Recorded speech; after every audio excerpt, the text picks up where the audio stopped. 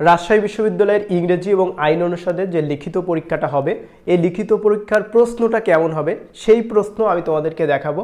আমি আজকে তোমাদের যে প্রশ্নটা দেখাবো হুবহুও তোমরা সেই প্রশ্নটাই লিখিত পরীক্ষার জন্য ফেস করতে যাচ্ছ। এখন এখানে একটা তথ্য জেনে রাখা খুব বেশি গুরুত্বপূর্ণ, সেটা হলো ইংরেজি এবং আইন অনুষদের লিখিত পরীক্ষা কিন্তু একটা মাত্র প্রশ্নে হবে। মানে একটা মাত্র প্রশ্নেই কিন্তু তোমার ইংরেজির লিখিত পরীক্ষা হবে এবং ওই প্রশ্নেই কিন্তু আবার আইন অনুষদের লিখিত পরীক্ষাটা হবে। তো দেখো প্রশ্নটা আসলে কেমন হবে, আরও কয়েকটা গুরুত্বপূর্ণ ইনফরমেশন তোমাদেরকে দিব। আচ্ছা, আরেকটা বিষয় হলো গত ক্লাসে আমি একটা ইনফরমেশন দিয়েছিলাম যে এই ইউনিটে তোমরা নোটিশটা দেখলে দেখতে পাবা, আমি ওই জিনিসটা তোমাদের সাথে শেয়ার করব যে এই ইউনিটে দেখবা যে মানবিক থেকে 50%-এর কথা বলা আছে এবং অন্যান্য বিভাগ থেকে 45%-এর কথা বলা আছে। তো জিনিসটা আসলে কি, ওই জিনিসটা আজকে তোমাদের একদম ক্লিয়ার করে দিব। তো আমি তোমাদের এখানে যে কোশ্চেনটা দিয়েছি এখানে একটু জাস্ট দেখো, আমি একটু কোশ্চেনটা শর্ট করি কারণ শর্ট করলে তোমাদের জন্য ভালো হবে। তো দেখো, রাজশাহী ইউনিভার্সিটিতে টোটাল তোমার রিটেনের মার্ক থাকবে হলো তোমার 50 এবং এটা কিন্তু ইংরেজির উপর হবে। রিটেনটা একটা মাত্র সাবজেক্টের উপর রিটেন হবে, সেটা হলো ইংরেজি। তো টোটাল মার্ক হলো 50, মানে 50 মার্কের লিখিত পরীক্ষা তোমার ফেস করতে হবে। এই 50-এর মধ্যে তোমার কম্প্রিহেনশন থেকে থাকবে 25, কম্প্রিহেনশন রাইটিং থেকে কত থাকবে 25 থাকবে। আর এসের বাংলা কি, প্রবন্ধ মানে রচনা লেখা, যেটা ইংরেজি রচনা, ওই রচনাতে থাকবে আর 25। তার মানে এই যে 50 মার্ক, এটা কয়টা বিষয়ের উপর তোমার লিখতে হবে, মাত্র 2টা বিষয়। একটা হলো তোমার রিডিং কম্প্রিহেনশন, প্রকৃতপক্ষে এখানে রিডিং না, এটা রাইটিং। আরেকটা হলো তোমার রাইটিং মানে প্রবন্ধ লেখা। এখন আমি যে বারবার তোমাদেরকে কম্প্রিহেনশনের প্রতি অনেক বেশি হাইলাইট করি, তো রিটেনেও কিন্তু কম্প্রিহেনশন থেকে প্রশ্ন আসবে। তাহলে সেই জিনিসটা আসলে কেমন, জিনিসটা ভেরি সিম্পল, বাট যারা বুঝতে পারবা না তাদের জন্য কিন্তু একটু কঠিন হয়ে যাবে। সো তোমাকে বুঝতে হবে, ভেরি সিম্পল একটা বিষয়। তো আশা করি প্রশ্নটা বুঝতে পারছো। আমি তোমাদের জাস্ট আগে ডেমো কোশ্চেনটা দেখাই, মানে খুব ছোট করে দেখাই যাতে তোমাদের বুঝতে সুবিধা হয়। আর তোমরা সবসময় যারা ফেসবুক থেকে ক্লাস করবা ফুল স্ক্রিনে ক্লাস করবা, ফুল স্ক্রিন দিয়ে তারপর ক্লাসগুলো করবা। অবশ্যই লাইভ ক্লাস বা যে কোনো রেকর্ডেড ক্লাস করার সময় তোমরা ফুল স্ক্রিন করে নিবা, ঠিক আছে? তাহলে বুঝতে সুবিধা হবে। আচ্ছা দেখো, এটা হলো তোমাদের ঠিক এভাবে কোশ্চেনটা থাকবে, মানে একটা প্যাসেজ দেওয়া থাকবে, এই প্যাসেজ থেকে তোমার 5টা প্রশ্নের আনসার করতে হবে, যে 5টাতে মার্ক হলো তোমার 25, মানে প্রত্যেকটা কোশ্চেনে 5 করে। সো অবশ্যই বিস্তারিত লিখতে হবে, শর্ট আনসার করলে কিন্তু হবে না। 5 মার্ক মানে বুঝতে পারছো, বিশাল মার্ক কিন্তু। আচ্ছা দেখো, আমি এখানে একটা প্যাসেজ দিয়েছি, আমি তোমাদের আরো বুঝিয়ে দেবো ডিটেলসে। তারপর এখান থেকে দেখো কয়টা কোশ্চেন। আচ্ছা এখানে 5টা থাকবে, আমি আনফরচুনেটলি 4টা দিয়ে ফেলছি, 5টা কোশ্চেন থাকবে, ঠিক আছে? তো যেহেতু আমি তো জাস্ট তোমাদের ডেমো হিসেবে দিয়েছি। আর দেখো এটা রাইটিং, মানে কি, প্রবন্ধ বা রচনা। তো আমি এখানে একটা দিয়েছি যে national development challenge, discuss the major obstacle to national development in Bangladesh and purpose effective strategies to overcome them.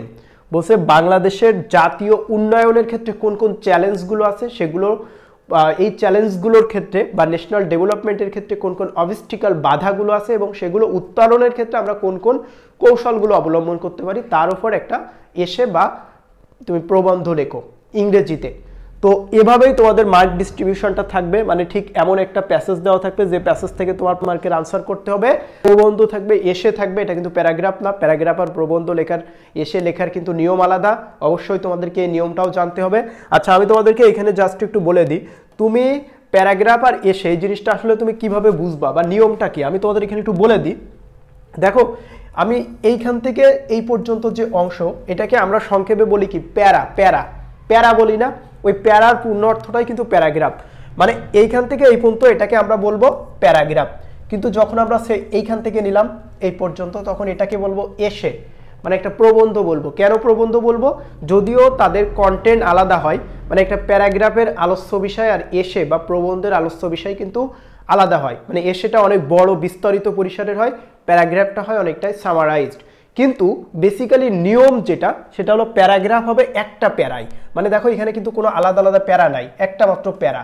কিন্তু যখন তুমি একটা বা প্রবন্ধ লিখবা তখন কিন্তু তোমার অনেকগুলো প্যারা হতে পারে। মানে এখান থেকে এই পর্যন্ত একটা প্যারা, এই যে একটা প্যারা, একটা প্যারা, একটা প্যারা, মানে একটা বা প্রবন্ধে কিন্তু তোমার 3-4টা প্যারা আসতে, কিন্তু প্যারাগ্রাফে একটা মাত্র প্যারা আসবে। এটা হলো বেসিক্যালি পার্থক্য। রাজশাহী ইউনিভার্সিটিতে তোমার যেটা লিখতে হবে সেটা হলো বা প্রবন্ধ, যেটার আলোচ্য বিষয় হবে অনেক বিস্তারিত, আমরা যেমন প্রবন্ধ লেখার ক্ষেত্রে অনেক বিস্তারিত আলোচনা করি না, যেটা রচনা লেখা বলি আমরা।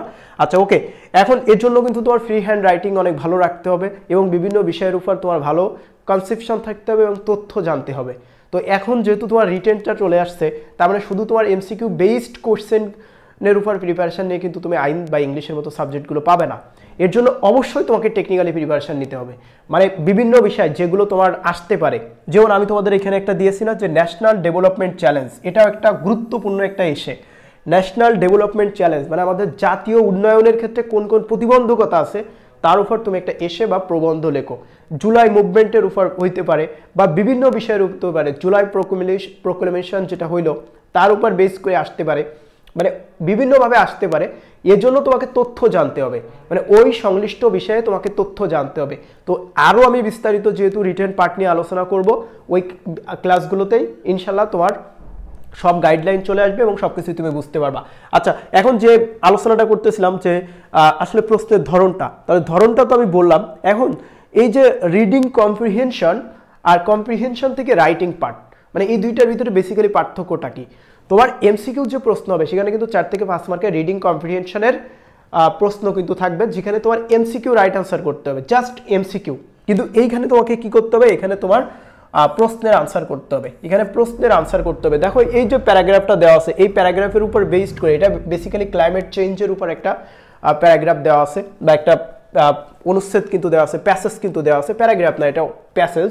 তো দেখো এটা তোমরা ওই যে ছোটোবেলায় যে এগুলো পড়ছো না, 9-10-এ যে টাইপের আর কি পড়ছো, ওইটাই আর কি কিন্তু কম্প্রিহেনশন। তো তোমরা হয়তো ওইটার অনেকে নাম জানতে না। তো এখন বিষয় হলো তুমি এই প্যাসেজটা পড়বা, এটা হলো ক্লাইমেট চেঞ্জের উপর একটা প্যাসেজ। দেন পড়ার পরে এইখান থেকে তুমি আনসারগুলো করবা। তবে আনসারগুলো যদিও এখানে শর্ট কোশ্চেন, প্রকৃতপক্ষে শর্ট কোশ্চেন না, 5 মার্কের লিখতে হবে, তার মানে তোমাকে মোটামুটি আলোচনা করতে হবে, মানে শর্ট বাট ভালো একটা আলোচনা করতে হবে। এবং যার লেখাটা যত সুন্দর হবে, চয়েস অফ ডিকশনটা যার যত বেশি সুন্দর হবে, যার লেখাটা যত বেশি কনটেক্সচুয়াল প্রাসঙ্গিক হবে, গ্রামাটিক্যালি যে যত বেশি রাইট আনসার করতে পারবে, দিন শেষে উইনটা সেই হবে, মার্কটা সেই বেশি পাবে। আরও বিস্তারিত গাইডলাইন আসবে, সমস্যা নাই। এখন দেখো যে কোশ্চেনটা আসলে ঠিক এমনই আসবে যে why is Bangladesh considered A climate vulnerable country. তো 1 নম্বর যে কোশ্চেনটা দেখো যে কেন বাংলাদেশকে জলবায়ু পরিবর্তনের জন্য ভালনারেবল মানে অরক্ষিত বা ক্ষতিগ্রস্ত হওয়ার সম্ভাব্য দেশ বলা হয়, এটা তোমার এই প্যাসেজের আলোকে এক্সপ্লেইন করতে হবে। ওকে, 2 নম্বর যে কোশ্চেনটা আছে, how does rising sea level affect agricultural land, বলছে সমুদ্র পৃষ্ঠের উচ্চতা কিভাবে তোমার কৃষি জমিতে প্রভাবিত করছে। তো বন্যা হওয়ার মাধ্যমে প্রভাবিত করে এবং কিভাবে করে সেই জিনিসটা তোমাকে এক্সপ্লেইন করতে হবে। আচ্ছা, ঠিক এভাবে তোমার 5টা প্রশ্নের আনসার করতে হবে। Why are many farmers migrating from rural area to city, বলছে কেন গ্রাম্য এলাকা থেকে কৃষকরা শহরি এলাকায় যাচ্ছে। আমরা দেখছি না বিভিন্ন গার্মেন্ট যে কোম্পানিগুলো আছে বা ফ্যাক্টরিগুলো আছে, এইখানে বিভিন্ন কৃষক বা নারীরা চলে যাচ্ছে, বিশেষত উত্তরবঙ্গের নদী ভাঙ্গনের কারণে। তো এই সব কিছুই জলবায়ু পরিবর্তনের ইফেক্ট। তো এই প্যাসেজটা এখানে দেওয়া আছে, তুমি কিন্তু এইখানে যে আনসারগুলো লিখবা, মানে এটা কিন্তু রাইটিং কম্প্রিহেনশন বলা যায়, মানে এটা কম্প্রিহেনশন, কিন্তু যেহেতু এখানে তোমাকে লিখতে হচ্ছে, শুধু পড়লেই হবে না, পড়ার উপর বেস করে তোমাকে লিখতে হবে। এখন এখানে মোস্ট ইম্পর্টেন্ট বিষয়টা হলো তুমি এখানে যে আনসারটা করবা, এই আনসারটা তুমি হুবহু প্যাসেজ থেকে নিলে কিন্তু হবে না। প্যাসেজ হলো তোমাকে একটা আইডিয়া দিয়েছে, এখন তোমাকে কি করতে হবে, এক্সপ্লেইন করতে হবে। প্যাসেজ থেকে কনসেপ্ট নিবা, বাট এক্সপ্লেইন করার অ্যাবিলিটির উপর ডিপেন্ড করবে যে তুমি কতটা ভালো আনসার করতে পারছো। হুবহু যদি তুমি এখান থেকে প্যাসেজ, আমরা নর্মালি ওই 9-10-এ থাকতে স্যাররা অনেকে শেখাতো বা কি করতাম, ওই উপর থেকে 1 লাইন তারপর নিচ থেকে 1 লাইন জোড়াতালি দিয়ে একটা উত্তর তৈরি করতাম না। এটা ইউনিভার্সিটির অ্যাডমিশন, এটা তোমার 9-10-এর অ্যাডমিশন না। এই জিনিসটা ভুলে গেলে হবে না, এটা ইউনিভার্সিটির অ্যাডমিশন। তোমার এক্সপ্লেনেশনটা যেন সুন্দর হয়, চয়েস অফ ডিকশনটা যেন ভালো হয়, গ্রামেটিক্যালি যেন প্রত্যেকটা সেন্টেন্স সঠিক হয়, লেখাটার জন্য স্পষ্ট হয়। হাতের লেখা ভালো হইতে হবে এমন না, বাট স্পষ্ট হতে হবে এবং ডেফিনেটলি সেটা যেন কন্টেক্সুয়াল হয়। এই বিষয়ের প্রতি তোমাকে মাস্ট হাইলাইট করতে হবে। আশা করি তোমরা রিটেন সম্পর্কে একটা ধারণা পেয়ে গেছো। এখন আমি তোমাদের এগুলো সবগুলো আলাদা আলাদাভাবে আলোচনা করবো, বিশেষত এসে কিভাবে রাইট করবা তুমি, মানে সেক্ষেত্রে কোন রুলগুলো তো বললামই, পাশাপাশি ফ্রি হ্যান্ড রাইটিংয়ের ডেভেলপমেন্ট মাস্ট দরকার। Without free hand writing ability তুমি এই জায়গাটাতে ভালো করতে পারবা না। যার যত বেশি ফ্রি হ্যান্ড রাইটিং অ্যাবিলিটি ভালো আছে, দিন শেষে সেই ভালো করতে পারবে। এটা হলো সহজ সমীকরণ। আশা করি সবাই বুঝতে পারছো। এই হলো মোটামুটি আলোচনা। এখন তোমাদের যে কথাটা আমি শুরুতে বলেছিলাম যে এই ইউনিটে কিন্তু একটা ঝামেলা করে দিয়েছে, তো ওই ঝামেলাটা নিয়ে তোমাদের সাথে 1 মিনিট একটু কথা বলি। দেখো, তোমরা যদি রাজশাহী ইউনিভার্সিটির নোটিশটা দেখো তাহলে এই জিনিসটা দেখতে পাবা যে প্রাথমিক আবেদন থেকে এই ইউনিটে শিক্ষার্থী বাছাইয়ের ক্ষেত্রে 55% হলো মানবিক শাখা থেকে এবং 45% হলো মানবিক শাখা ব্যতীত অন্যান্য শাখা থেকে নেওয়া হবে।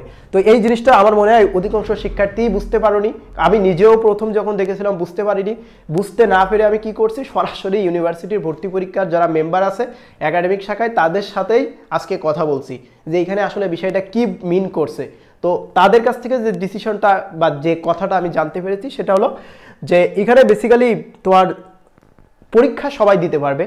আর প্রাথমিক আবেদন যেটা, এটা মূলত ভুল ক্রমে হয়ে গেছে। এটা প্রাথমিক আবেদন লেখাটা ঠিক হয়নি, মানে এটার এখানে আসলে এটার আসলে যৌক্তিকতা নাই।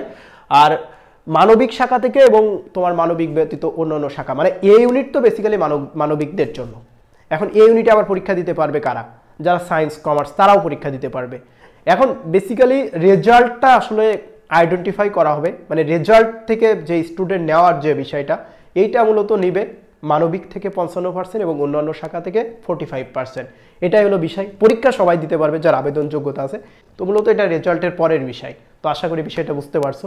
আর তোমরা যারা রাজশাহী ইউনিভার্সিটির A to Z সব প্রিপারেশন আমাদের ইন্টেনসিভ কেয়ারে নিতে চাচ্ছ, তারা জাস্ট কি করবা, এই যে নাম্বারটা দেওয়া আছে এই নাম্বারে আমাদের সাথে যোগাযোগ করবা। রাবি কনফার্ম 2.0 কোর্সে কিন্তু এখন ভর্তি চলতেছে।